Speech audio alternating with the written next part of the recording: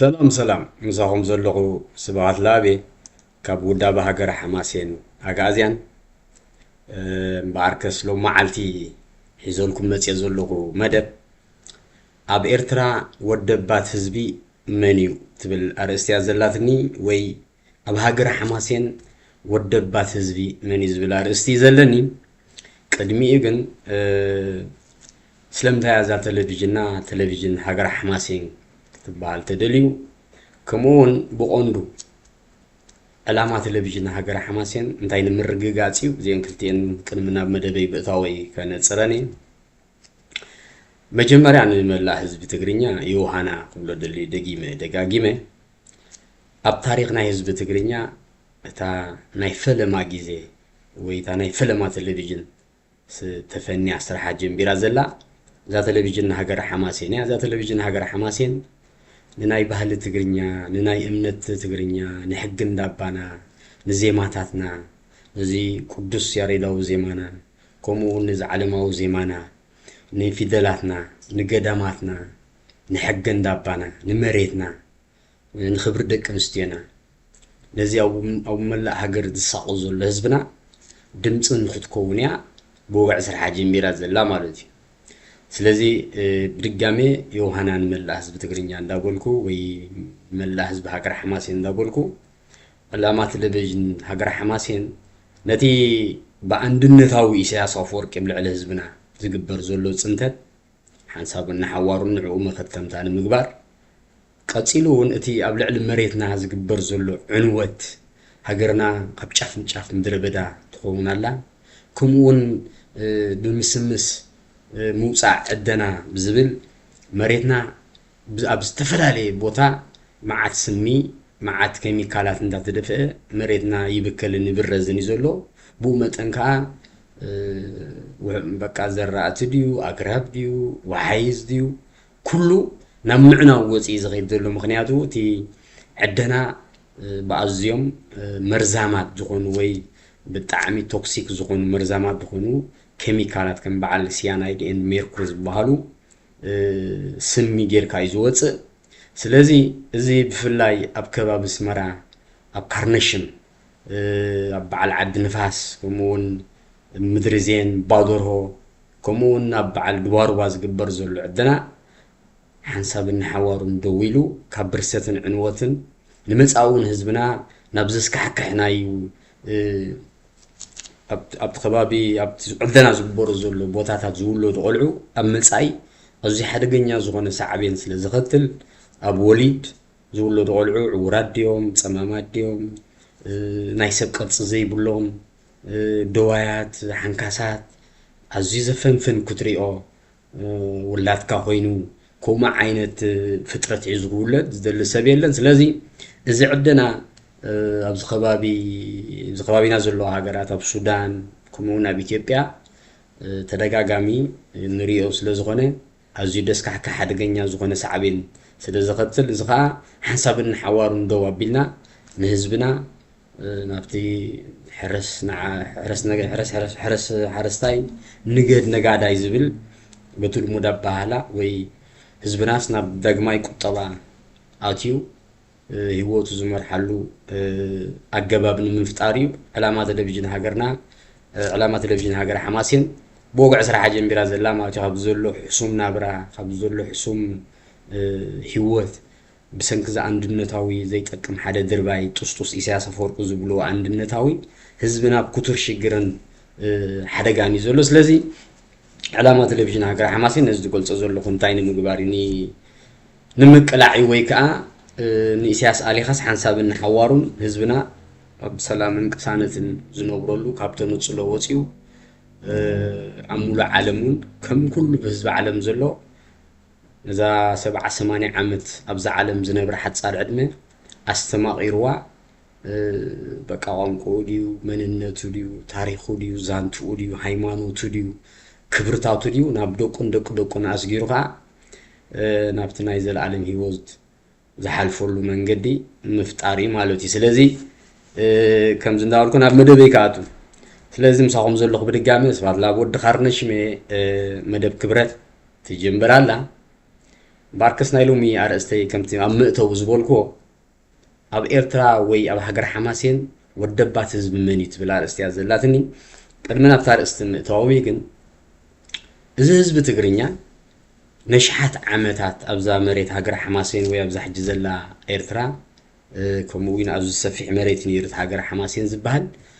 أبز مريت زخنا برن كله نشحات عمتات ليتن قطرنسي እንዳተቃለ ሰዩ ነዚ ሕጅ ዘሎ ቋንቋና ነዚ ሕጅ ዘሎ ታቦትና ነዚ ሕጅ ዘሎ መሬትና ነዚ ሕጅ ዘሎ ፊደላትና ነዚ ሕጅ ዘሎ ቅዱስ ያሬዳው ዜማና ናይ ቤት መቅደስ ነዚ ሕጅ ዘሎ ገዳማትና ኩሉ ሓፈሻዊ ነትን ህዝብ ትግርኛ ዝብሎ ዘዓቆቦ ብቃልሲ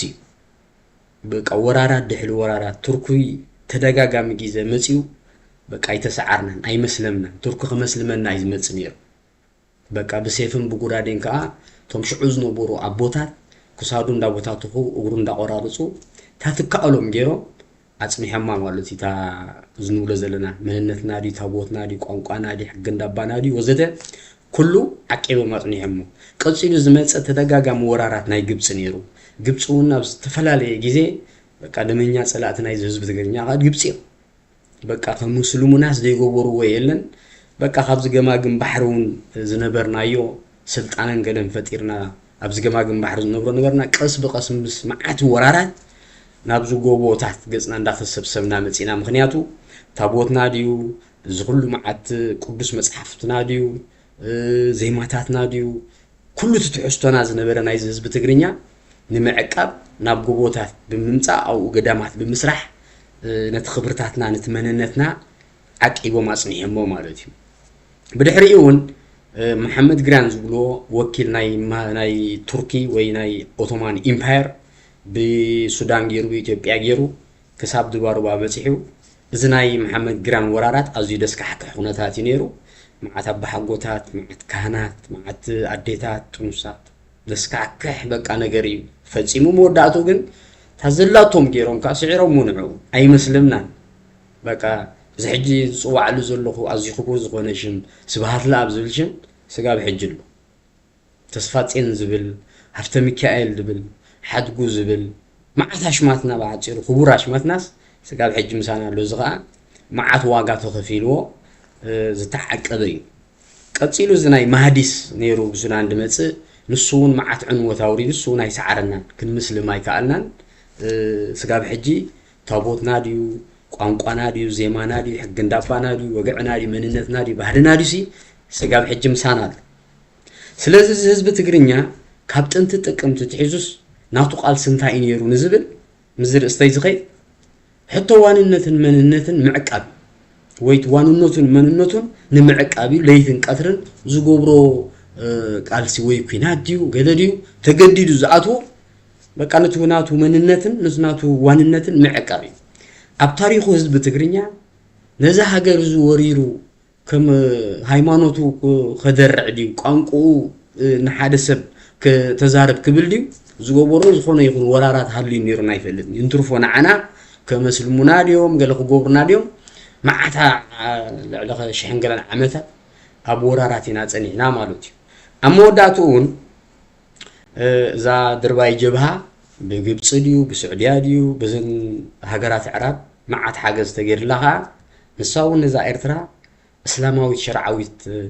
ሃገረ መንግስቲ ናይ እስልምናን ምግባር ከዓ ወፊሮም ድካሎም ገይሮም በያታትና መሪሕነት ጴጥሮስ ሰሎሞን ጋጅብሃ ሓሳብን ሓዋሩን ጀለቢያ በአፋእትያ ስጋብ ኮረኮን ሱዳን በጽሓ ስጋብ ሕጅት ታሪኽ ታይ ኮይኑሎ ማለት ተሰኒዱ ዓመታዊና ንብዕለና ብዛብ ዝደገ እለት 28 ነሐሰ ማለት እዩ ናይ 1981 ጀብሃ ምጥፋእ ተገበረ ስለዚ ናይ ህዝብ ትግርኛ ቃልሲ ካብ ጥንት ጥቅምት እንታይ ነይሩ እንድሕር ተባሂሉ ንዋንነትን መንነትን መዕቃቢ ስለዚ ህዝባዊ ግንባር በቃ 1970 በወግ ህዝባዊ ግንባር ተመስሪቱ ዝኩሉ ተጋዳላይ ሜዳን ከይት ኮሎ ሸዓተ ብሔራት ኢሊ ከደ ንስላማይ ኢሊ ከደ ንሓድነት ኢሊ ከደ ንዝኾነ ኢሊ ከደ በቃ ዝዙ ተጋዳላይ ህዝባዊ ግንባርሲ ንሜዳ ከይድን ኮሎ بقى حق الدباي تدفيرو قانقاي بمحارኛ ክትካእ ትደሊ መሬትና ተዘሚትና አንስቲ ደቅ ንስቲና ተዓሚፀን ተባሂሉ ወይ ህድሙኡ ምስተቃጸለ ደርጊ ዝغل ዓድታትና ምስተቃጸሉ በዓላን ወክድባ ክልተ ሰለስተ ግዜ ተቃጺሉ ማዓት ካህናት ተሓሪዶም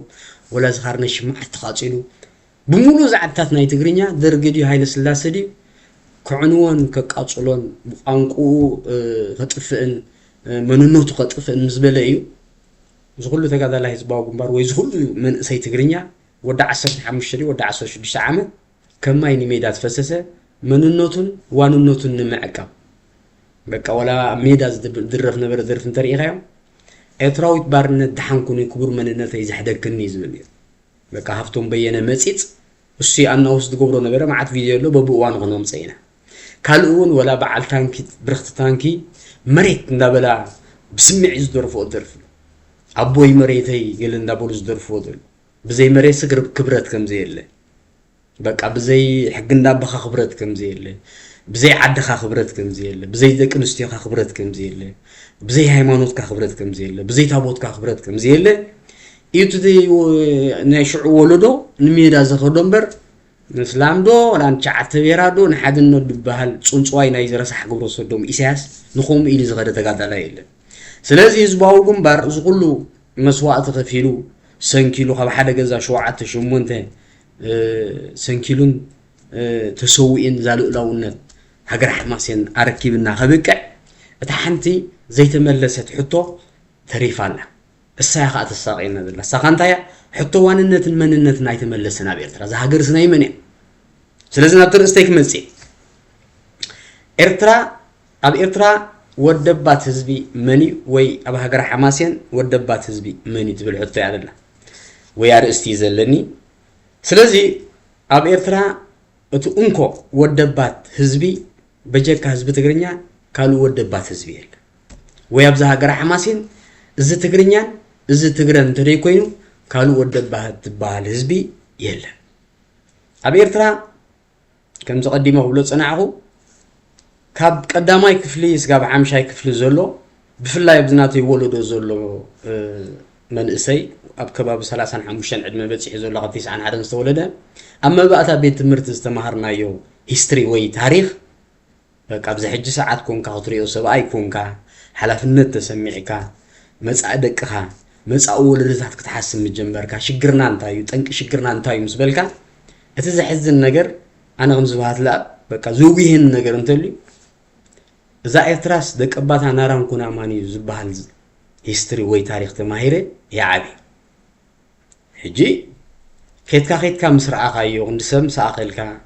እዚ ኩሉ መከራን ሕስረትን ኣብ ልዕሌና ምስ ወረደ ምስተሰደድና ምስተንከላበትና ዘኹላ ስድራ ስዋኣት ከይተደበሰት ኩላ ገሊኣት ሓልፍ ገሊኣት ሳaqል ደቆም ኣብ ባሕሪ ጥሕሉ ኣፈቆዶ ሰሃራ ቶም ድሰንኮሉ ዝኾነ ነገር ከይረኸቡ ደው ኢልካ ኮፍ ኢልካ ከም ሰብ ዓቕሚ ኣዳም በፂሕካ ክትሓስብ ጀመርካ ስለምንታይ ዝብቶም ዝኮይኑ እንታይና ንኸውን ዘለና ዝበልካ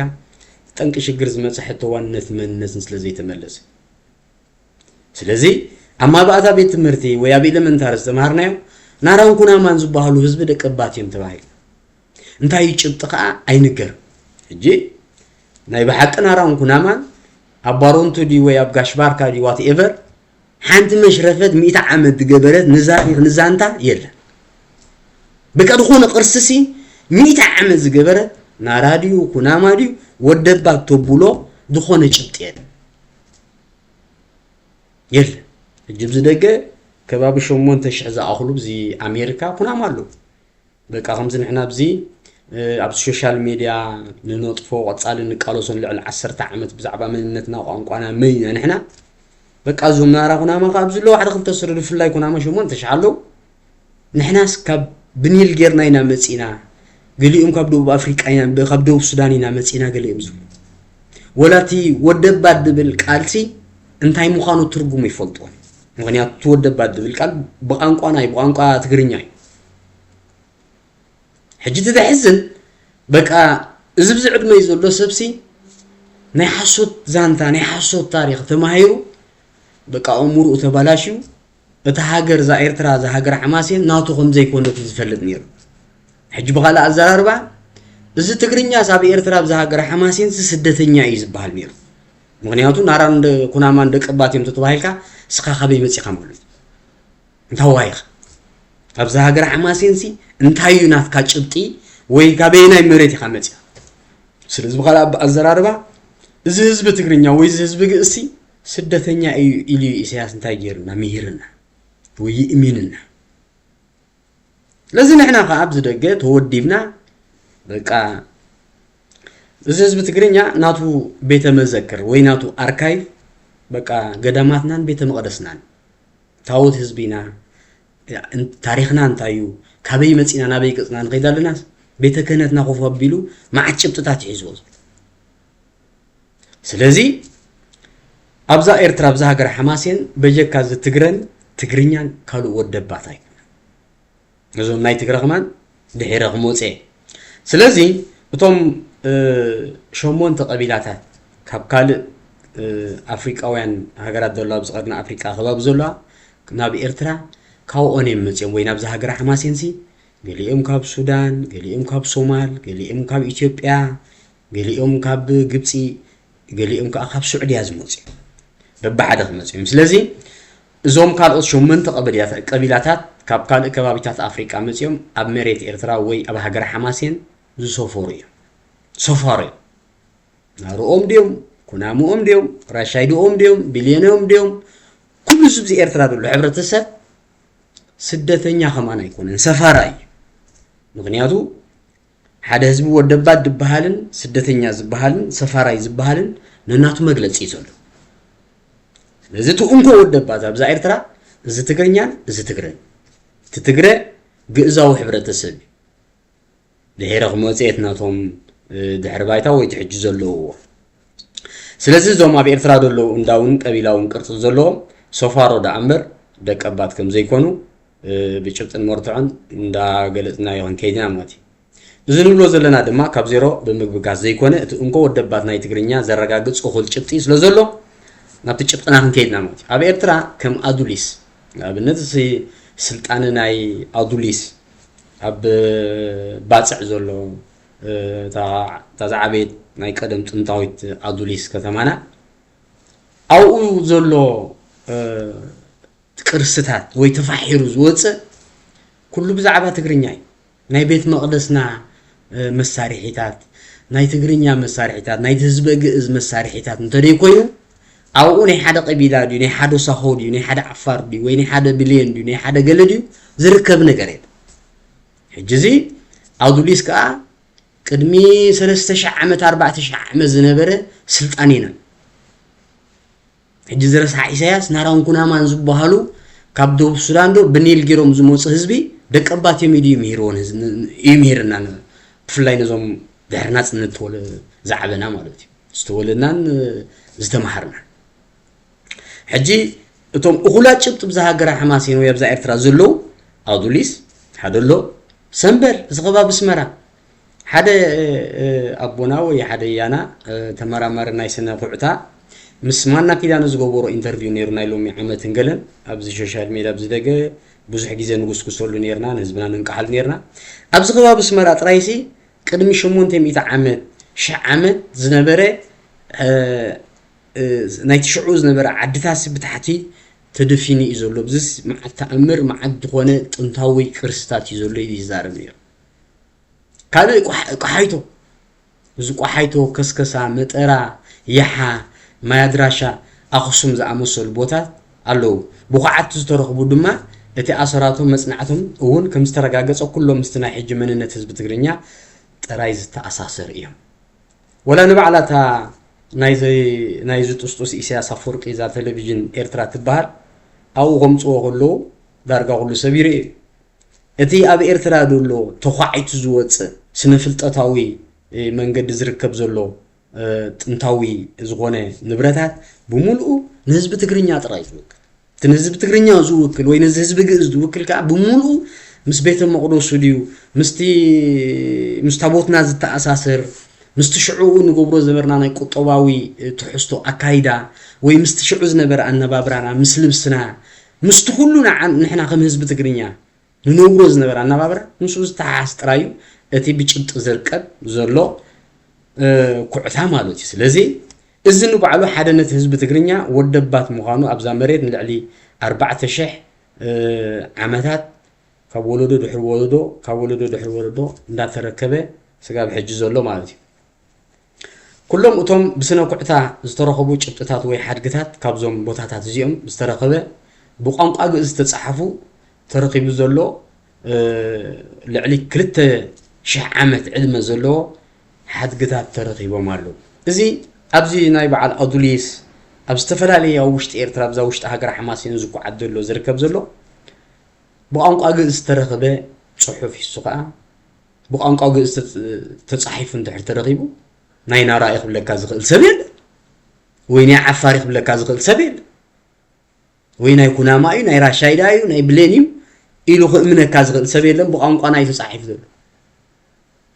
بقى بقانق أجلس تصحيف ذول ولا زي في دلات عجنة تقومول دلنا ناي تقرينيا في دلات هيكون ناي جلس في دلات يزبح زين حجي تقرينيا نتقومول دلناس ناي جئز في دلات تباهيلي يتصوع عمبر ناي تقرينيا في دلات كويني يكون نتصوع سلازي إذا خلت عامل تاريخ زلو ومسحف بقانقا جئز تصحيفي ترخي زغا أو فتي بعل أدوليس جبر زلو قعتا أبز تفلالي وما أخل إرترا زلو بس نفتتاو من قد زكو عدلو بناي تمرامر ثمالوتي كان زي جماعم بحرنا دلو بعل سحل أو ما عليها زي بلو قداماتيو زلنا مسلمنا زغل عن تجول صون مورك وراراتنا نبزي جوبوتات زلنا عند تسبسبنا مسينا نبر عبيتي قدامات اللوهم بعل ناقران زبهال كل تسلست زخونو بعل دبرسينا حليف كورد اللي كان سميناوي بحرقس كاتخودلو معتا قداماتي زون نفسه زقاله شبتي مالتي نبعلو دبر بيزن كباب شحنقل ملن عمت زقبره تنتاو قدا بزحات قدا ما طلو بزي إرترا دك أبات مقالنا نحنا زوم تقرنيا ويزوم هزب جئز زمسكر مالتي سلازي زون توسخي مرتعي قانقا تقرن قدمي 400 عامت كاب قانقا جئز تولد قانقاتاتيهم إذا قانقا تقرنيان قانقا جئزن إذا قانقا تقرنيان تقرن كاب قانقا جئزيو تولدو وي معبيلو كبابي كاب 400 سقاب 600 عامت زاكلكا عدم اللو مالتيو سلازي قانقا جئز بساعات زي خلاتنا من نفولطو ابتي كبور بيت مقدسنا تراي تحصيرو بقى نقدسولو تراينا زلنا مالتيو بوغعس اب تمرت ديو اب معالتو هيوتنا ديو كنزاربولو اي بقعنا نالنا سلازي اتجئزاوي حبرتسب قانقا تقرن قانقا تقرينيان قدم 400 وي 600 عامت كبابي كاب قانقا جز تولد قانقاتات سلازي قانقا ذات زي يحوات قانقا وي ودبات قانقاي اتوم قالوت حزبتات انترينا دما كاب صومال كاب سودان اثيوبيا زعمسو لخبابيتات قرن افريكا تسديدم زموصي تعنتوز نبلز نوركم مالتي زوما بإرترا دلو حبرتسبات كم عفار صاهو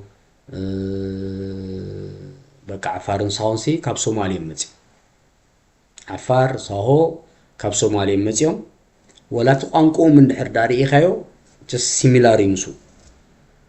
ولا بعلوم بزحت له نصهم كابيكم زموصص بعلوم بوقعي مززارب حجي نزح حبرتسب حزب تقرنيا نزح حبرتسب جئز مننوتو ديو قانقو ديو تابوت ديو حق ندابو ديو واننوتو ديو مننوتو ديو نمطفا جن نارام كنا مانيم دقبات يلوم زرا صح إسياس نسو زلو አሉ ሀብዛ ጫፍ ትግራይን አፕሎ ዛይ እንዲሞጹ ነዚህ ሐሶት ትምህርት ነዚህ ህዝብን ታገሩ ይሮ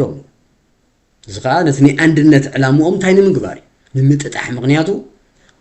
ካበይ ከም ዝመጽ ዘይፈልጥ ህዝቢ ናበይ ከም ዝኸይድ አይፈልጥ ከምዚ ጀነራል ስብሐት ኤፍሬም ዝብሎ ኣብዛ ዓለም ማዓት ህዝብታት እዮም ነይሩ እቶም ህዝብታት ግን ዛንቶም ሰጥፉ ታሪኾም ሰጥፉ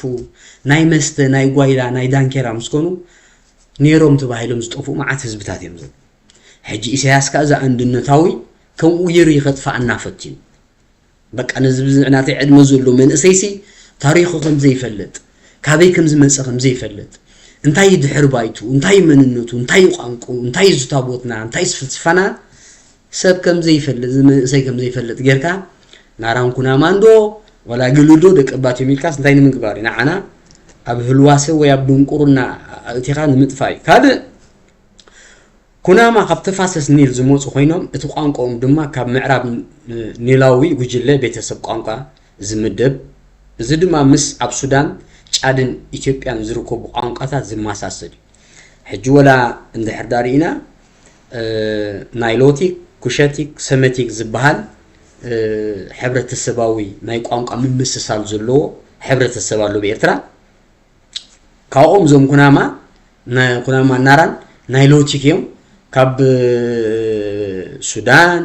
ካብ በዓል ኢትዮጵያ ከባቢ ካብ በዓል ሶማል ከባቢ ዝመፁ እዮም ለዚ እዚኦም ህዝብ እዚኦም ከዓ ሶሪ ካብ ምዕራብ ጉጅለ ቤተሰብ ቋንቋ ዝምደብ ድማ ካብ ሱዳን ጫድን ኢትዮጵያን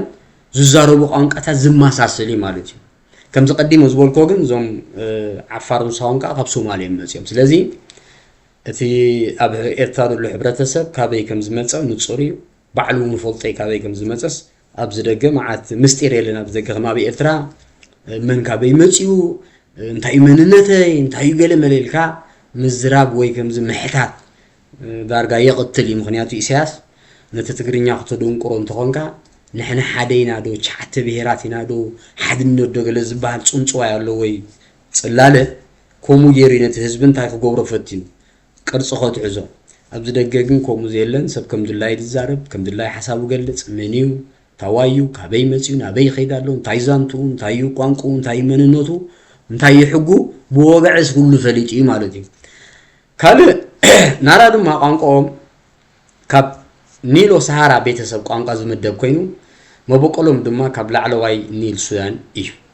እዞም ናራኻ ካብ ላዕለዋይ ኒል ዝበሃል ቦታ ካብኡ እዮም መፅኦም ኣብ መበል 12 ክፍለ ዘመን ወይ ከዓ ኣብቲ መጀመርያ ናይ 13 ክፍለ ዘመን ናብ ኤርትራ ተጓዒዞም መፅኦም ማለት እዮም ናራ ካልእ ኣዝዩ ደጉህ ነገር ኣሎ እዚ ብጣዕሚ ዘጉህ ማለት እዩ ራሻይዳ ዝበሃሉ ኣዝዮም ጨካናት ዝኾኑ ሕብረተሰብ ነዚ መንእሰይ ትግርኛ በዚ ስደት እንዳጨወዩ ገለ እንዳገበሩ መዓት ገንዘብ በቃ ኩሊቱን ገለን ናብ ግብፃውያን እሕሊፎም ሸይጦም መዓት መንእሰይ ትግርኛ እዩ ኣብዚ ስደት እንታይ ኮይኑ ጠፊኡ ብሰንኪ ብሰንኪዞም ራሻይዳ ማለት እዩ ሕጂ ዞም ራሻይዳ ኣብ 1846 እዮም ካብ ስዑድያ ናብዛ ኤርትራ መፅኦም እዚ ራሻይዳ ከዓ ኣብዚ ኤርትራ ዝኾነ እንታይ ዘይብሉ ኣቡርኩተ ዘይብሉ በጀካ ሰብ ንስጉረዶ ምስጋር ንብረት ብፕሮፓጋንዳ ዘይሕጋዊ ምእታው ገለ እንተደይ ኮይኑ ስርሖም ብሓፂሩ ሸፋት እዩ ሕጂ ዞም ራሻይዳ ከዓ ከም ተሻዓይ ብሄር ዶ ከም ገለ ዶ ተባሂሎም ወላ ኣብዚ ናይ ኤርትራ ዝበሃል ቃልሲ ዶ መንደፍ ዶ ገሊሎም ቻዕተ ብሄራት ዝብልዎም ሰብ ሪእዎም ኣይፈልጥን ሕጂ እዚኦም ከዓ በቃ ሶፋሮ እዮም ኣብ 1846 ካብ ስዑድያ መፅኦም ማለት እዩ እዚ ከዓ ንፁር ክኸውን ኣሎ ብሌን ከዓ ካብ ኢትዮጵያ ቅድሚ 200 ዓመት እዮም መፅኦም ሕዋቶም ንዕኦም ከዓ ኣብ ኢትዮጵያ ኣጎው ዝበሃሉ ብሌን ባዕሎም ወላ ብዝምሳና ኣለዎ ማለት ቀረብትና ዓርፍትና ያ ናብ ኤርትራስ 200 ዓመት ከመና ኣይገበርናን ካብ ኢትዮጵያ ካብ ኣጎው ዝበሃል ኣብ ኢትዮጵያ ዘሎ ከም ዝመፁ ብወግዒ ሰሙኒ ነጉርየ ማለት እዩ ትግራ ልክዕ ከም ትግርኛ ካብ ግእዝ ዝተወለደ ኮይኑ ደቀባት እዮም ኣብ ቀረባ ግዜ እዮም ድማ ምስልምና ተቐቢሎም ናይዚኦም ትግረ በቃ ዞም ትግረ በዚ ሳሕል ገለ ዘለው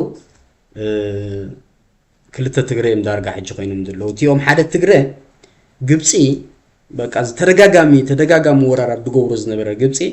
ካብታ ዝተዓወተላ ሓንቲ ነገር እንተልያ ነዞም ትግረ ያ መስሊሙ ነዞም ትግረ ደቂ ግእዝ ማለት እዩ ነዞም ደቀባት ንዕኦም ፍርቆም ምስልምና ፍርቆም ከዓ ኣብቲ ኦሪታዊ ስርዓተ ክብርታት ኣለዉ ሚሊኦም ቋንቋኦም ዓቂቦም ስጋ ብሕጂ ነፀልኦም ከማና ዝክደኑ ታቦቶም ቅዳሲኦም ስጋ ብሕጂ ኣለዉ እቲኦም ሓደ ከዓ በቃ ምስልምና ተቀቢሎም ዳርጋ ጠፊየም ክትብሎም ትኽእል ኢኻ ምክንያቱ ቋንቋ ዓረብ ሸሪዓ እስልምና ገለ ኮይኖም ብዛዕባ ተስርዓተ ክብርታቶም ብዛዕባ መንነቶም ብዓፂሩ ብዛዕባ ብሓጎታቶም ደም ብዛዕባ ገለ ዳርጋ ድኾነ ስምዒት ገለ ይብሎምን ናብ ምስልምና እስላም ኮይኖም ሲ መንነቶም ዳርጋ ቀይሮም እዮም ግን ሓፈሻው ትግርኛን ኣብዛ ኤርትራ ትወደባት እዩ ቶም ጋልኦት ቶም ፍርቆም ሙስሊሞም ቶም ፍርቆም ካ ስቲል ኣብቲ ኦሪታዊ ስርዓተ ክብርታቶም ምስ ዜምኦም ምስ ታቦቶም ምስ ሕጊ እንዳቦኦም ምስ ገሊኦም ይቁፅሉ ለው ማለት እዩ በጃ ትባሃሉ ካሉ ናብዞም በጃ ክንመፅእ በጃ ትባሃሉ በዚ ናይ ሱዳን ከባቢ ምስ ደለው ቶም ዝበዝሑ በጃ ካብ ደቡባዊ ግብፂ እዮም ናብዛ ሃገርና መፅኦም ሕጂ ዞም በጃ ብኤርትራ ደቀባት ኣይኮኑ ገለ ይኮኑ ሰፋሮ እዮም በቃ ሰፋሮ እዮም ወላ ብዚ ናይ ኤርትራ ቃልስዶ ብዚ ናይ ገለዶ ገለ ዝበሃል ጃስ ኩሉ ፅንፅዋይ ድኾነ ነገር የለን ሕጂ እዚኦም ካ ሰፋሮ እዮም ማለት እዩ ካልእ ናብ ነፍስና ክንምለስ ናብዚ ናይ ህዝቢ ትግርኛ ኣብ ኤርትራ ልዕሊ 3000 ዓመት ዘቁፀረ ዘይቋረፅ ታሪክ ዘለዎ ህዝቢ ትግርኛ ጥራይ ከምዚ ዓንቶይ ዝብሎ ፀናዕኹ እዚ ህዝቢ ትግርኛ ንልዕሊ 3000 ዓመት 4000 ዓመት ብዘይ ምቁራፅ በቃ ወራራት ድሕሪ ወራራት እንዳመከተ ስጋብ ዛ ሕጂ ዘለና ዘይቋረፅ ታሪክ ዘለዎ ህዝቢ ትግርኛ ጥራይ ካልእ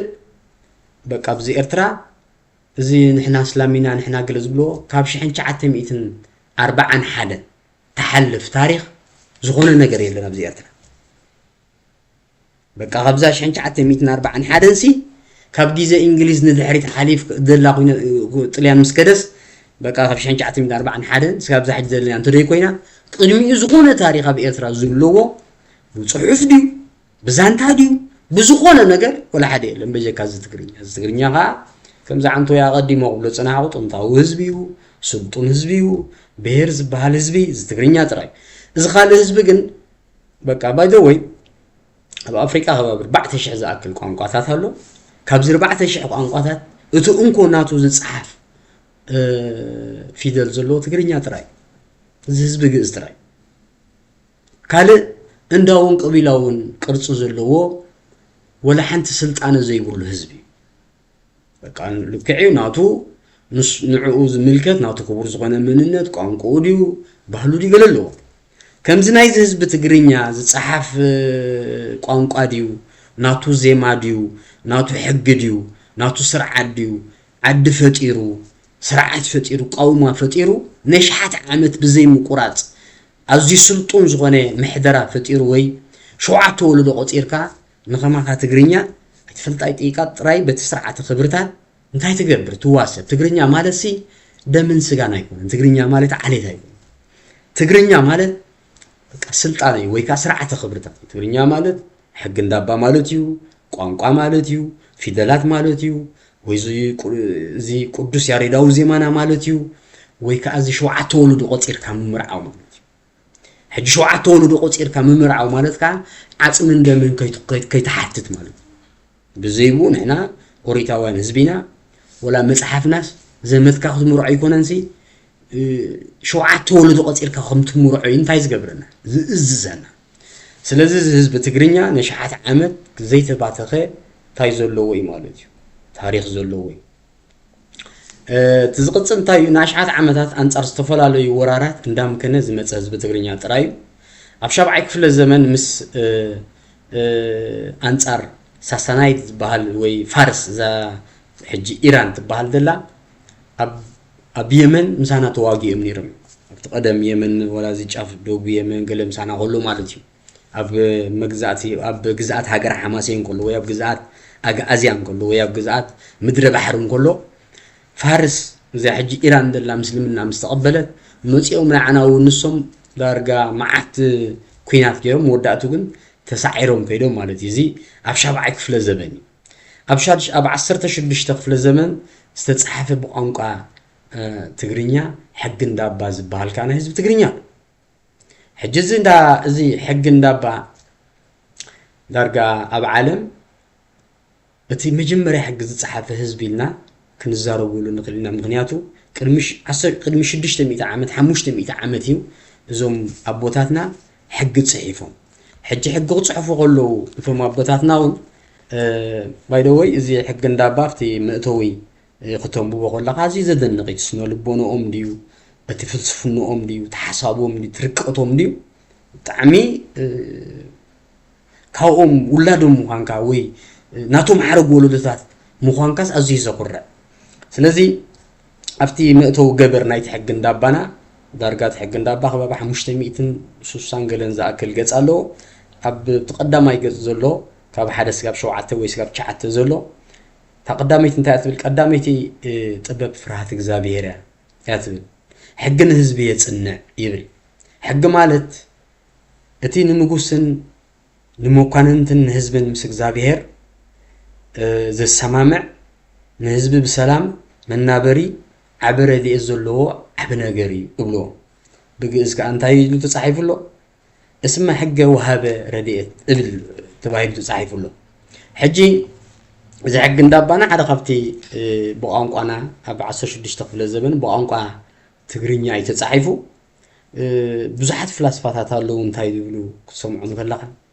سنفلتت بزي هيمانوت رموسي هيمانوت كأب زي سانسي عوري حجزو ما بوتاتنا معرخ ندي رققت نيرو معرخ ندي فلسفات نيرو معرخ ندي حسب نيرو معرخ ندي سلطونات نيرو يزري كم قنياتو كابتو اوريتاو سرعه خبرتاتنا وي كابتو تابوتنا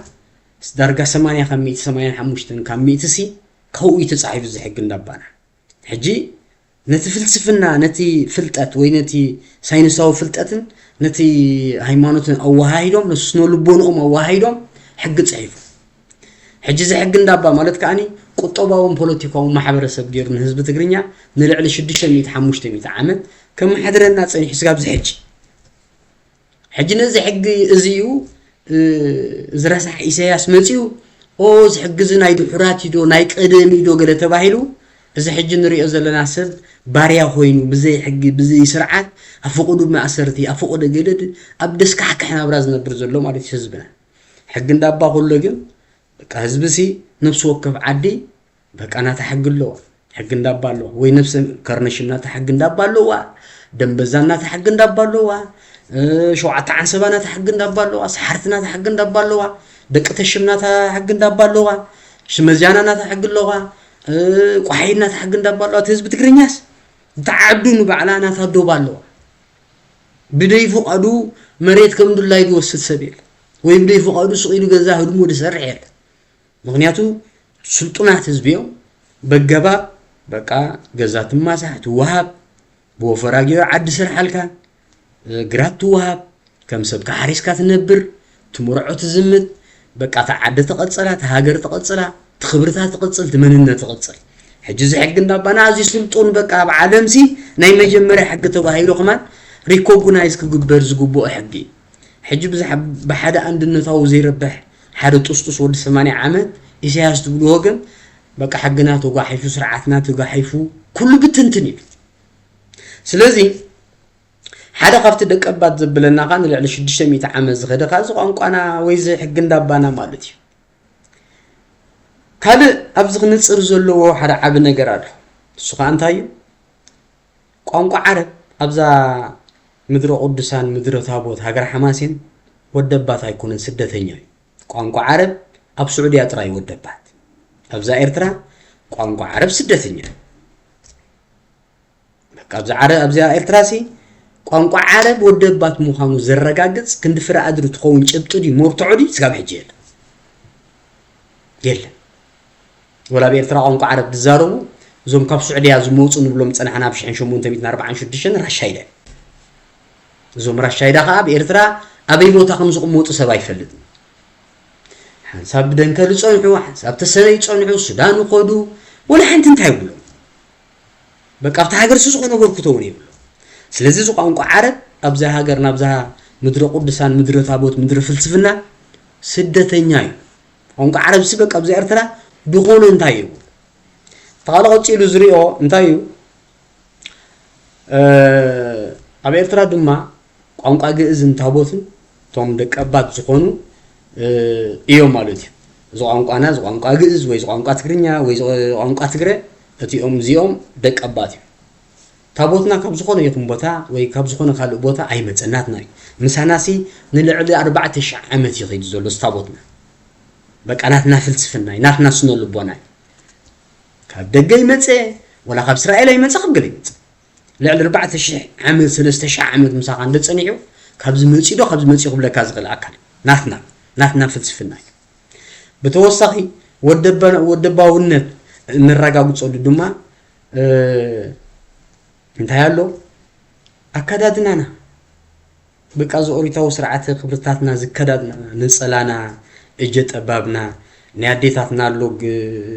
زي بيقصيد السرح بأبجديد السرح الفيز بحال أبتحتي وقع زرف سميا وزبورو مچمتي أكادنا نبعلو كاب توريتها وسرعة خبرتنا زمتسي كاب أوريد زد ساعات أو እግዚአብሔር እንታይ ክንከደን ከም ዘለና እንታይ ክንበልዕ ከም ዘለና ኩሉ መጋግባና እንገለን ካብቱ ታቦትና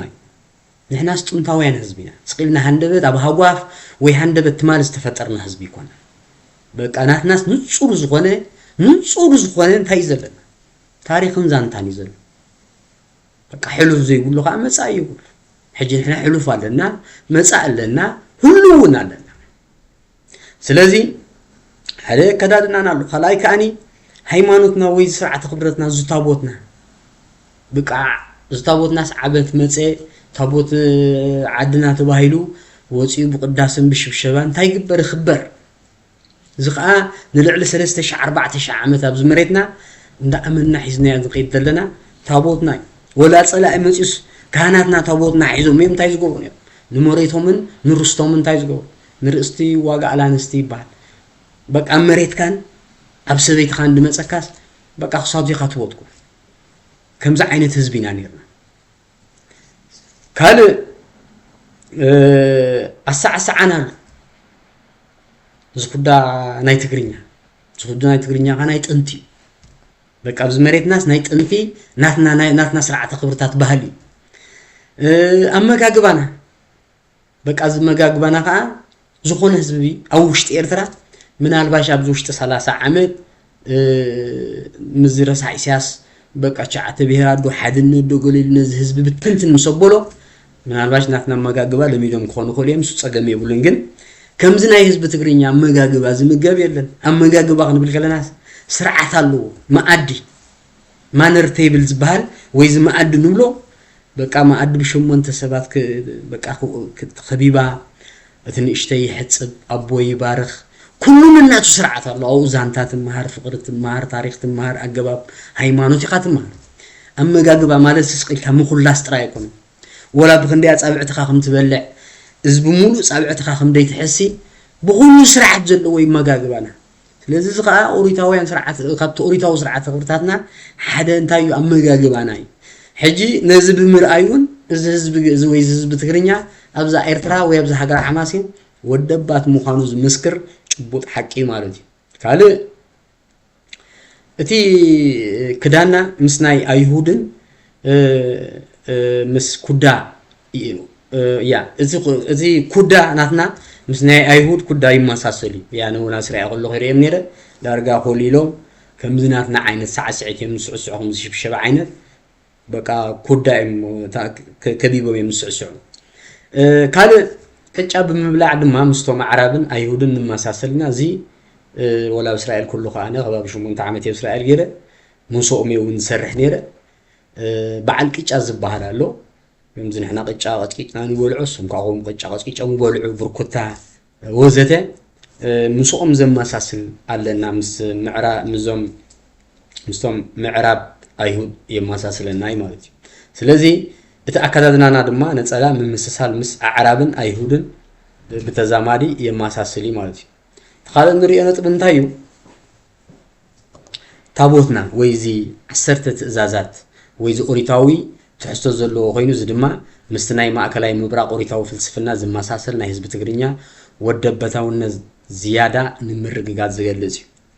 እዚ ታቦትና ከም ዝገጽ መግለጽና ታቦት ማለት ሲ ባሕጽር ዝበለ ጽላት ሙሴ ወይ ከዓ ዛ 10 ትእዛዛት ሕጂ እቲ እንኮ ህዝቢ ታቦት ድልዎ ወይ ትኡን ከህዝቢ ተዓሰርተ ትእዛዛት ዝኽብር ኣብዛ ኤርትራ ህዝቢ ትግርኛ ጥራይ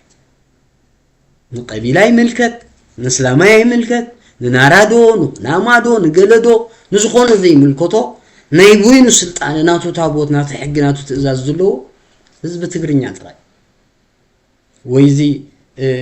ታቦት ክንብል ከለናስ በቃ ዛ ሓሙሽተ መጽሓፍ ማለት ኦሪት ዘፍጥረት ኦሪት ዘጸአት ኦሪት ዘኍልቄ ኦሪት ዘሌዋውያን ኦሪት ዘኍልቄ ማለት እዩ ስለዚ ዛ ሓሙሽተ መጽሓፍ ኦሪታዊ ስርዓተ ክብርታት ወይ ከዓ ታቦት ኢልና ንጽውዖ ወይ ከዓ ተዓሰርተ ትእዛዛት ኢልና እንታይ ንገብሮ ንጽውዖ እዩ ስለዚ እዚ ከዓኒ ንስቶም ኣብ ማእከላይ ምብራቕ ዘለው ፍልስፍና ዘመሳሰል ናይ ህዝቢ ትግርኛ ወደባት ምዃኑ ዘረጋግጽ ሓደ ዓቢ ጭብጢ ማለት እዩ እዚ ሃይማኖትና ስርዓተ ክብርታትና ኦሪታዊ ትሕዝቶ ዘለዎ እዩ ቋንቋና እውን ምስ ቋንቋ ዓረብን ኢብራይስጥን ኣዝዩ ዝመሳሰል እዩ ምክንያቱ እዚ ቋንቋ ትግርኛ ትግረ ኢብራይስጥ ወይ እዚ ናይ እስራኤል ናይ አይሁድ ቋንቋ ኢብራይስጥ ከምኡውን ትግርኛ ወይ እዚ ቋንቋ ዓረብ ትግረ ሲሚላር ቋንቋ ተመሳሳሊ ዘራኽቡ ኣለዎ እንታይ ማለት እዩ ኣብ ሰማያዊ ዝበሃል ቤተሰብ ቋንቋ ተጠርኒፎም ዝርከቡውን በዚ ዘለዎም ምምስሳል ስለዚ በኤርትራ ኩሾቲክ ናይሎቲክ ሰሜቲክ ዝበሃሉ ቋንቋታት ኣለዉ እዚ ሰሜቲክ ቋንቋ ንብሎ ከዓ ትግርኛ ትግረ ዓረብ ወይ ከዓ ኢብራይስጥ እዚኦም ቋንቋታት እዚኦም ተመሳሰልቲ እዮም ኣነ ብዓብዪ እስራኤል ስለ ዝነበርኩ ኣብ መንጎ ትግርኛን ቋንቋ ኢብራይስጥን ዘሎ ቅርርብ ብጣዕሚ ጽቡቕ ጌረ ይርድኦ እየ ማለት እዩ ብዓብዪ ነቲ ቋንቋ እውን ስለ ድዛረቦ ማለት እዩ ስለዚ እዚኦም ቋንቋታት እዚኦም ተመሳሰልቲ ወይ ሕዋት ቋንቋ ተባሂሎም ክጽውዑ ይኽእሉ ማለት እዩ እቶም ካልኦት ቋንቋታት ኣብ ኤርትራ ዘለዉ በጀካ ትግረ ኩሎም እንታይ እዮም ማለት እዩ ናይሎቲክን ኩሸቲክን እዮም ማለት እዩ ካልኦት ግና ናይሎቲክ ሰሃራ እቶም ካልኦት ቋንቋታት ናይሎቲክ ኩሸቲክ ትሕዝቶ ዘለዎም ምዃኖም ዘይተዓደነ ጭብጢ ኣሎ ኣብ ኤርትራስ ከምዚ ኩሉ ሰብ ዝፈልጦ ገሊኦም ናይሎቲክ እዮም ገሊኦም ከዓ ኩሸቲክ እዮም እቲ ትግርኛ እቲ ትግረ ናይ ሰሜቲክ ቋንቋ ተባሂሉ ዝጽዋዕ እቲ ኣነባብሮኦም ስነ ልቦናኦም እውን ናይ ከባቢታት ቀርና ኣፍሪቃ እምበር ምስ ማእከላይ ምብራቕ ብፍጹም ከምዘይሳነ ወይ ከምዘይራኸብ ንጹር እዩ እዚኦም ኣብ ኤርትራ ዘለዉ ሕብረተሰባት ወይ እዞም ከም ብሌን ሳሆ ዓፋር ኩናማ ገለ ንብሎም ዘለና ምዚ ማእከላይ ምብራቕ ዘሎ እስራኤል ድዩ ዓረባት ዘለዎ ሃገራት እቲ ቋንቋ ምስኡ ዘራኽብ ዝኾነ እንታይ እዩ ምክንያቱ እቲ ቋንቋ እቲ ኩሸቲክ እዩ ፍርቆም ከዓ ናይሎቲክ እዮም እዚ ህዝቢ ትግርኛን ወይ እዚ ቋንቋ ትግርኛን እዚ ቋንቋ ትግረን እዚ ዓረብን እዚ ናይ እስራኤል ኢብራይስጥን ዝበሃል ከዓ ሰሜቲክ ቋንቋ ተባሂሎም ይጽውዑ ማለት እዩ ስለዚ ኣብ ኤርትራ ብጀካ ህዝቢ ትግርኛ ቀወምቲ ዓድታት ገይሩ ንዘመናት ዝነበረ ወላ ሓደ የለን እዚ ጭቡጥ ሓቂ እዚ ህዝቢ ትግርኛስ ካብ ጥንቲ ጥቅምቲ በቃ ኣብ ሓደ ቦታ ናቱ ገዛ ሰሪሑ በቃ ኣብኡ ናቱ ዲጋ ሰሪሑ ገለ ገይሩ ኣብ ሓደ ቦታ ቀዋሚ ዓድታት ፈጢሩ ዝነብር ትኡንቶ ህዝቢ ግእዝ ጥራይ ህዝቢ ትግርኛ ጥራይ በቃ እቶም ካልኦት ግና ኣብ ሓደ ቦታ ቀዋሚ ምንባር ዘይጀምሩ ሰበክሳግን እዚ ብወግዒ ኩሉ ሰብ ዝፈልጦ እዩ እዞም ኩሎም ኣብ ኤርትራ ዘለዉ ሕብረተሰብ ሰበክሳግን እዮም ወይ ከዓ ኖማድስ ፒፕል ተባሂሎም እዮም ዝፍለጡ ወይ ከዓ ካብ ቦታ ናብ ቦታ እንዳተንቀሳቐሱ ኣብ ማይን ሳዕርን ዘለዎ ቦታ እንዳኸዱ እዮም ዝነብሩ በቃ ሁላትና ንፈልጦም ኢና ሓንቲ ጤል ሓንቲ ገመድ ሒዞም ኣብታ ዝወዓልዋ ይሓድሩን እዮም ሕጂ እዚኦም ህዝቢ እዚኦም ደቀባት ከብሎም ዝኽእል ዝኾነ ጭብጢ የለን ምክንያቱ ንሓደ ህዝቢ ወደባት ደብሎ በቃ ናይ ሓባር ታሪክ ናይ ሓባር ዛንታ ናይ ሓባር ሃይማኖት ናይ ሓባር ማሕበራዊ እምነት ናይ ሓባር ጂኦግራፍ ኣብ ሓደ ቦታ ዝቕመጥ ናይ ሓባር ዛንታ ገለ ዘለዎ ብሄር ዝበሃል ህዝቢ ወይ ሓደ ጥርኑፍ ናቱ መጻኢ ናቱ ሕሉፍ ናቱ ገለ ዘለዎ እዚኦም ኣብ ኤርትራ ዘለዉ ሸሞንተ ቀቢላታት ግን ወላ ሓንቲ ነንሕዶም ከማን ኣይፋለጡን ምክንያቱ ካብ ቦታ ናብ ቦታ እንዳተንቀሳቐሱ ዝነበሩ ወይ ንሰበክሳግም ህዝቢ ስለ ዝኾኑ ኣብ ሓደ ቦታ ኣይነብሩን እዮም ምናልባሽ እዚ አንድነታዊ ዘይረብዕ ኢሳያስ በቃ በዚ ናይ ትግርኛ ውርደት ነዞም ብምልኦም ዓበይቲ ሕዋትና ድዮም ኣያታትና ድዮም وتدرنا وسيتكا بقى قبيلاتات عد ክትገብር ወይ نزوم እንዳታት ኣኪብካስ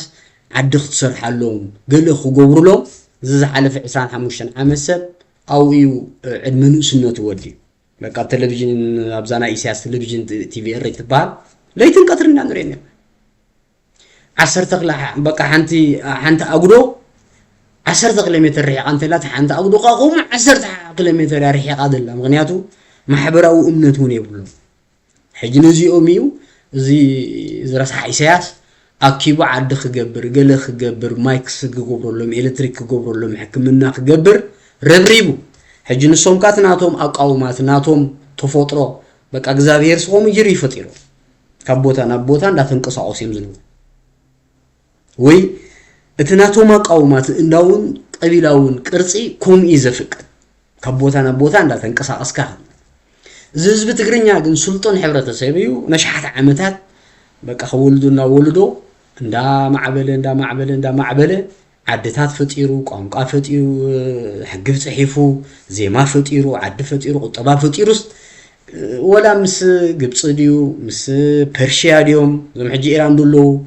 ولا مس بعل هند ዲዩ مس مزن ዝነበር ዓለማ ሲነግድ ነይሩ قطبا فطيرو መራኽብ ገይሩ ገደገ ሕጂ ዝህዝብ ትግርኛስ ኣዝዩ ስልጡን ዝኾነ ሕብረተሰብ ኣብ ዓለም ካብቶም ኣዝዮም ስልጡን ሕብረተሰብ ዝበሃሉ ሕጂ ብሰንካ ሓደ አንድነታው ኢሳያስ አፈወርቂ ተበታቲና ልብና ጠፊና ዘሎ ተደይኮዩ አዚና ሱልጣናት ሕብረተሰብና ማለት ስለዚህ ኣብ ኤርትራ እቲ እንኮ ኣብ ሓደ ዓዲ ወይ ኣብ ሓደ ቦታ ቆዋሚ ዓድታት ሰሪሑ ስርዓትን ሕግን ገይሩ ዝነብር ህዝብ ትግርኛ ጥራይ እዩ ካለ ግን ካብ ቦታ ናብ ቦታ እንዳተንቀሳቀሰ ዝነብር እቶም ካልኦት ገና ካብ ቦታ ናብ ቦታ ቆዋሚ ምንባር زي جنبورو سبق ساقميهم مالتي سلازي اتقصيلو زمت انتايو اب ኤርትራ ተረቂቦም ዘለው ጥምታውያን ዓድታት ናአሽቱ ከተማታትን ነተዓድ ገይሩ ዝነብር ዘሎ ህዝብ ትግርኛ እንበር ነቶም ሰበቅ ሳግም ዘለው ቀቢላታት እንዳታት ዝምልከት አይኮነን ያ እዚ ከምዛ አንቶ ይብሎ ነበርኩ ኣብ አዱሊስ ዲዩ ኣብ መጠራ ዲዩ ኣብ በለው ከለው ዲዩ ኣብ ይሓዲዩ ኣብ ማያድራሻ ዲዩ ኣብዚ ሙሉ ውሽጢ ኤርትራ ብዛ ሃገር ሓማሴን ዝርከብ ድኾነ ጥንታው ነገር ነቲ ህዝብ ትግርኛ ዝውክል እንተደይ ኮይኑ ንዝኾነ ቀቢላ ዝውክል የለ ወይ ንዝኾነ እስላማዊ ኤርትራ ዝውክሎ ድኾነ ጥንታው ነገር የለ ምክንያቱ ሓደ ካውስ በቃ ንሕናስ ብውዕሉ ጉደፉ ወዚ ሸሓት ዓመት ኣብዚ 600 ዓመት ጥራይ ዓድታትና ሕጊ ፈጢሮም ቁጠባውን ፖለቲካውን ማሕበረሰብ ፈጢሮም እዚ ሕጊ ሃብቶ ስሉስ ገብሮ ክርስቶስ በቃ ንሰብ ማሕበራዊ ፍትሒ አንጊሶም እተሕግስ ንሰብ ይትረፍሲ ንእንስሳታት ንተፈጥሮ ነግራት ከም ዝከላኸል ገይሮም ይምጽይፎም ኣዝዩ ስልጡን ዝኾነ ሕጊ ሕጂ ሓደ ጥንታዊ ሓደ ወደባት ዝኾነ ህዝብ ጥራይ ከም ዝገብር ስለዚ ብውዕሉ ዝዓድታትና ጥራይ ክንደ ዓመታት ገይሩሎ ወላ ብትሕቲ ኣብዚ ከባቢና ኣስመራ በዓል ሰንበል ገለመለ ወላ ዚ 4 ኣስመራ ግሉዙ ለከባቢታት ኣው ማዓት ቅርስታት ይዞ ከባቢ 800 ዓመት ዝገበረ ማለት እዩ ስለዚ ወላ ብቴሌቪዥን ኤርትራውን ስሕት ኢሎም ከምጽዎ ጀሚሮም አለው ማለት እዩ ስለዚ ናይሎም መዓልቲ መደበይ ዝነበረ እዚዩ ስለዚ ብድጋሜ ንኹላትኩም መንእሰያት ሃገር ሓማሴን እንቋዕ ባህበለኩም ቴሌቪዥን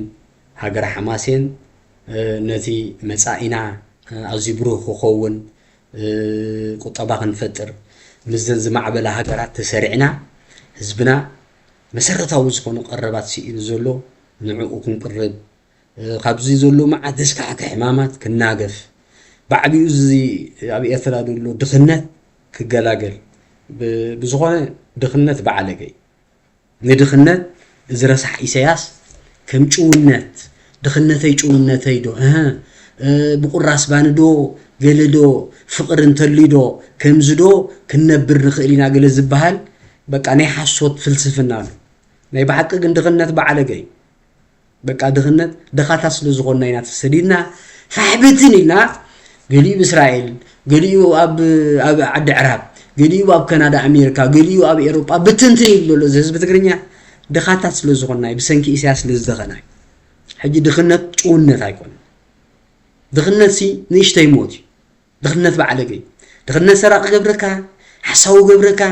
كم تزمو جبركا سب كم تقتل جبركا دخلنا سي كل لوز بهال نور خم تكبريز جبركا دخلنا شؤونات كوين يفرد شؤونات بزعبة قنعنا شؤونات سي بزعبة حكي نسرق سرقته شؤونات ويقنعنا مالسي نحساو تبلو نسرق سرقته بلو زز بتقرنيا تشوا ويقنعنا شؤوناتنا لو نبلو نز بتقرنيا بقى نزلا نتازر اياس كم تزلا يزلا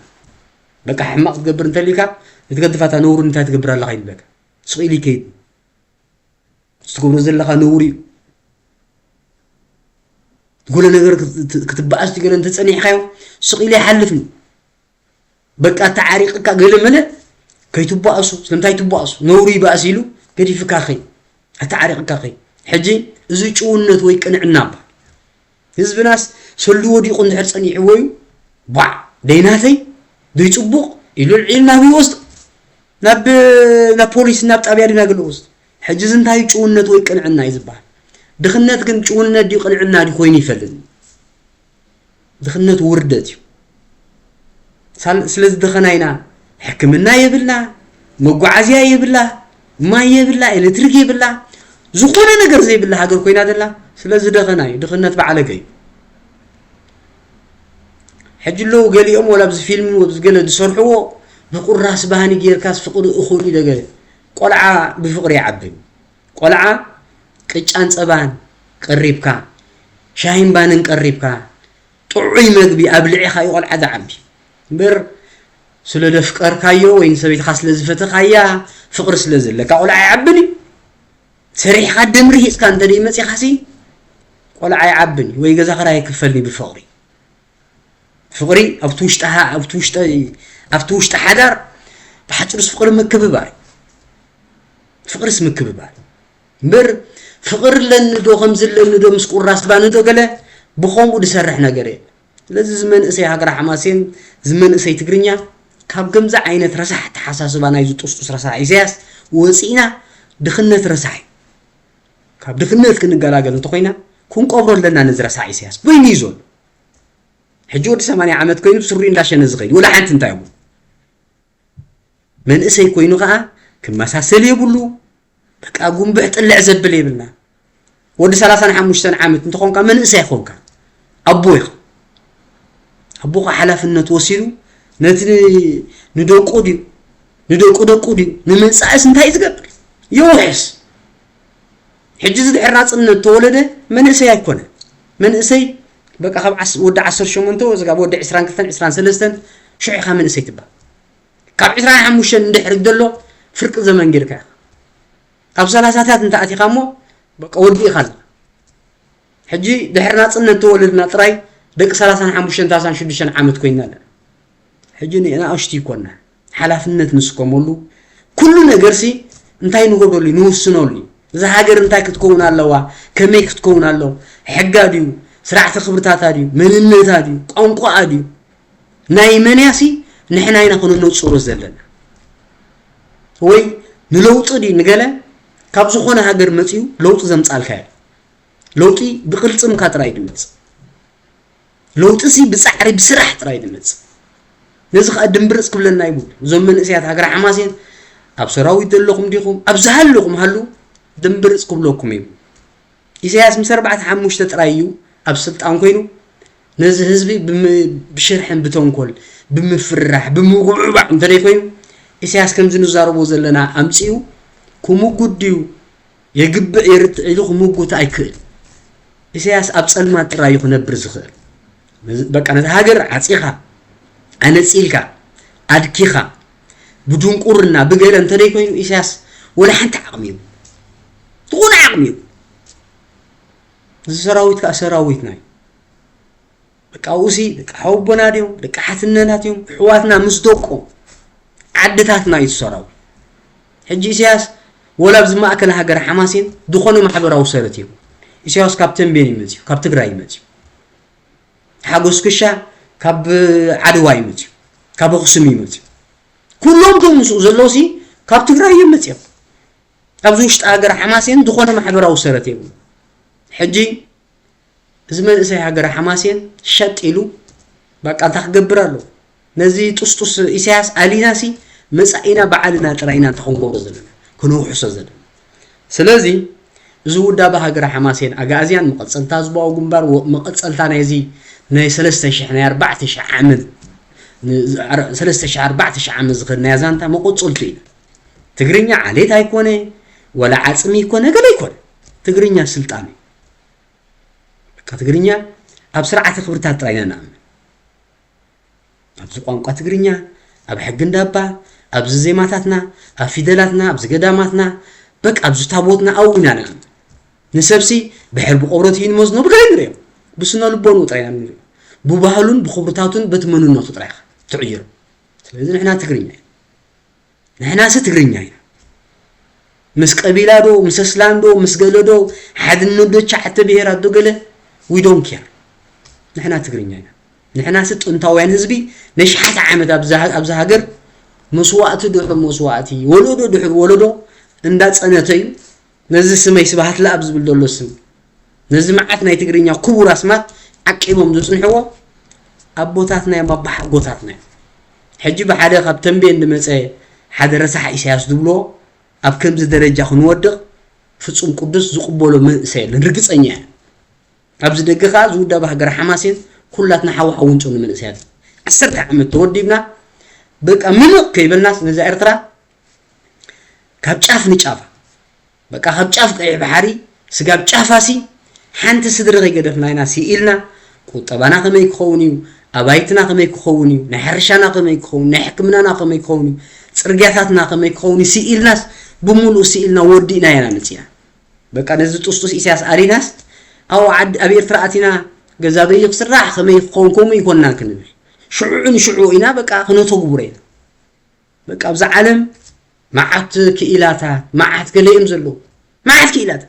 ولا حنت شقري ولا مقطبات تفترسي تزقنا لنا قبل سياس قلنا هزبنا كتسوع كتسنكل كدكي كتبتاتن فحبتن كن بالكن سدت كن صنت كن تاجيرو قليل بقى قليل جزا خسرح امن برأس ابني شرح عبيلكا مسرح كل طبع قرينكا محراس مشقات منقاد بقى بصقيح بحرقيتك عند مركب بزيق عسى مقفاف زغني زي كال فصوم زي كال نحناس بقى خم دسيت بيننا تنصيلناس قطبا نفطر راي نخلني نادو قلديلو ابزي انترفيو وادي قال متيق متيق زارفن كله ازي ددنصوكا جي نرينا لنا ناي اندان قبيلان هاجرات مز سلطن بغرينيا متريم كلخاس ازي ددنصو كمز خنودق حجه تشجر جن بقى إسياس إذا هاجر كاب عالم عاصيو إسياس كم تقول لي جزء نبلو أبزا سلطان دولو بسلسة نجاري تقدميتي بحتو النازانتا مالت سخم دك بقى زنارهم كنا مانيهم دك بات هاي تريس عوات زبلو واحدة تفتيرو زي تفترة نيرو لي زي نبرز دخول سجبت ديله تاريخ جنبير الكادو قبيلات تمسيخا خمس سوات كادو قليلو نزي حزب تاغيروم فلاي بزعد ميزون هتصلي لهم بقى ري حسو زانتا دانو حجي ناتو طرايوتي ارترا دلو اتزانتاتي اسياس زنتو كال تلفزيون نصا تلفزيون يلا نصا راديو يلا نزا غازيتا غليل تنزنبرا 2000 حارن تاثرا قسته دمناديو زمن ديو وينتاناديو ماعت غازيطاتات نير بقى نسي زكوري وينتانا بفلايس غزي اي زنبب نير ويزم بيت عواتي دمصو الناس ينبب نير بقى اسمعت حساب معت فلطت معت انتاي نير إسياس كن نعو عاصيو انتاي غيرو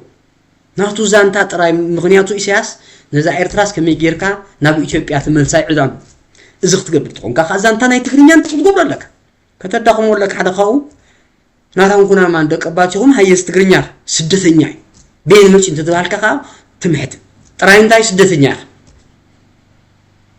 بانصار نحناس 4000 عامدينا بزيتاي صنيعنا بزمري تابوت نادي قانقا نادي حق نادي كل سلطاني نادي دفحركا يا مريسي كلنا يتغرينيا خچو مزحركا يا مريسي كلها مستابود ديا مس بيت مقدس ديا مس بهلنا ديا مسكون مسوط راي تتحيزات صنح إذا قلنا عنا نمعنا وتقبرين تخيل أي إسياس ببحثونا ميديا مالت إذا نزاربوا لزلنا بقى بيرترا تخون خالد ميديا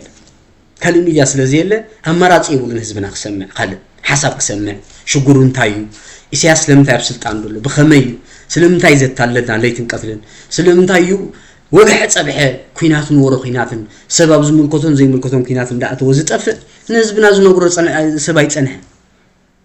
نحنا قبل 10 عامد توديمنا نزنا هاجرنا شجر كن فتحس ليتن قفرنا نسرح صنح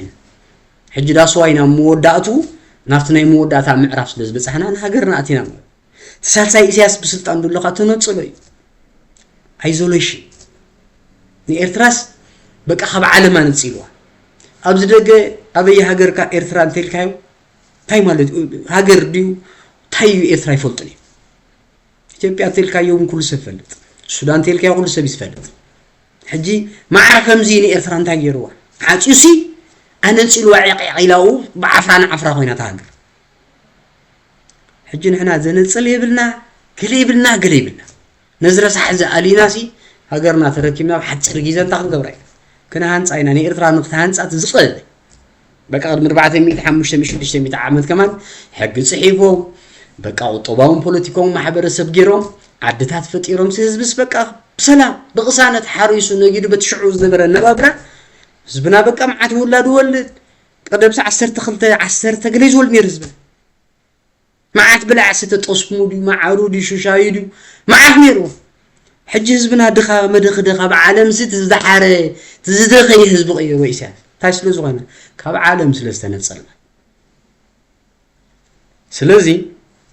ذات تلفزيون هاجر حماسين عند علامه حزبنا انقحا طنق شغرنا نجيرا نزو طسطس إسياس أفورق خب سلطان علينا بعلنا سلطان تقصاصرنا مصاينا بعلنا انتاي نغورولي نوسنولي سلازي عوت كاني بقى ليتن قطر እንዳጻርካ عوت بقراچل بقى عوس بقراچ አይመጽኝ عوت صعير كاريهيصካ بقنعنا بچونه فيد ገጢምካ ይስመጽ حجب زدقب 10 عامات زبو مولو دابتات ناي زرسح إسياس نبره بتنتن بيلنا نزو كله تقرينيا نابنو بسو مليسنا تابوتي كبرتي عدي كبرتي قانقاي مننتي زيماي صحفتي حقن دابايلو نابي قانقو نابت خبرتات تميس بزدقه أكادادو نقودي كل نقر راي ولا وشت إرتراس صلوا فتيرناس هاجر حماسين يعتبها إرترا دو هاي حقن دابا سلطوني نيو قليلو تاك فتني زحسوني رئيس هذا بزعل فلطة عمد سستعم زقنا يسرين حجي إسياس كون قبرو طرينا كقبر قالوا لحنت انتايل قال بجيرو قال جيرو فاسلت أن تركبنا بسلام صبو طريقنا إسياس تيكون اللي جيبولو فلتات يبولو فرح الزيجة ولحنت نقريب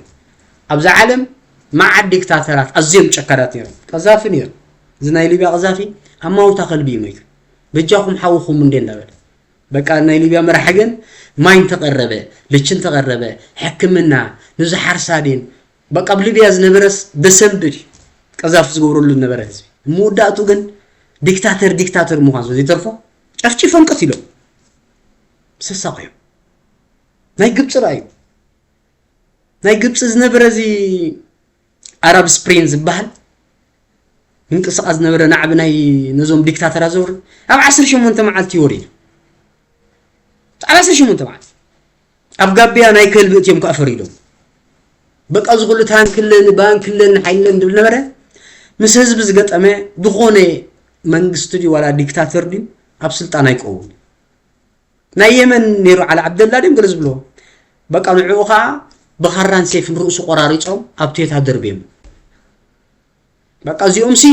نهزبو معت قربات الكتريك دي مايدو دي تشدي حكمنا الحمد لله لو نعود دستي ونبري ولا زنا ايران راي وزعج تمالي كيدا اسرائيل معت فخرا معت تصورا لنا قال معت فكر نبره كيدو ما بروس خوفا بيلو مولو مويت مسدقم مسغلمه حج زيوم كمان معت حيل زنبورو معت قطوبه معت قل زنبورو كمان تعليم يترف حد الرموس إسياس سقيلو نع بقى كسرح يكل كفري كل نقولع ود خلت عمت قولع عسي إذا شاهين بان نقرب زي كده خونة يكون الجديو فلتة دي زي بقولوا نملاي شجرة يكون بقى تهزبنا ترايز فراوتنا ترايز من سيطرين تايخو يرداي لذي زي يعني راتاني لو معلتي ملقتي بدقامي أب مدب كبرت كن الراقبينا سسنايو بروح معلتي thank you